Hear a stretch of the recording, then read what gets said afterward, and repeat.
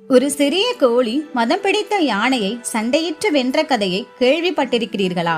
அந்த வீரமும் பக்தியும் நிறைந்த ஊர்தான் 108 திவ்ய தேசங்களில் 3வது ஸ்தலம் உறையூர். ஒரு காலத்தில் சோழர்களின் தலைநகராக விளங்கிய இந்த ஊரில் உலாவந்த மன்னனின் பட்டத்து யானையை ஒரு கோழி தனது மூக்கினால் கொத்தி பணிய வைத்தது. இதனாலேயே இந்த ஊருக்கு திருக்கோழி என்ற பெயரும் உண்டு. இங்கே உறையும் பெருமாளின் பெயர் அழகிய மணவாளர். சோழ மன்னனின் மகளாக பிறந்த மகாலட்சுமியின் அம்சமான வாசலட்சுமி தேவியை பெருமாளே நேரில் வந்து மணமுடித்த ஸ்தலம் இது. இந்த ஸ்தலம் காதலுக்கும் திருமண பந்தத்திற்கும் மிக முக்கியமானது.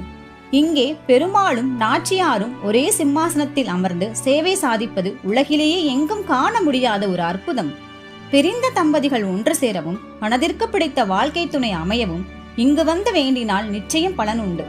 மங்கள வாழ்வு தரும் மணவாளனை நீங்களும் ஒருமுறை தரிசியுங்கள். 4வது ஸ்தலம் இன்னும் விசித்திரமானது. அங்கு பெருமாள் ஆதிசேஷன் மேல் படுத்திருக்க மாட்டார், மாறாக நின்ற கோலத்தில் இருப்பார். அது எங்கே தெரியுமா? அடுத்த வீடியோவில் சந்திப்போம். நீங்கள் உறையூர் நாச்சியார் கோயிலுக்கு சென்றிருந்தால் ஜெய் ஸ்ரீராம் என்று கமெண்ட் செய்யுங்கள். நன்றி.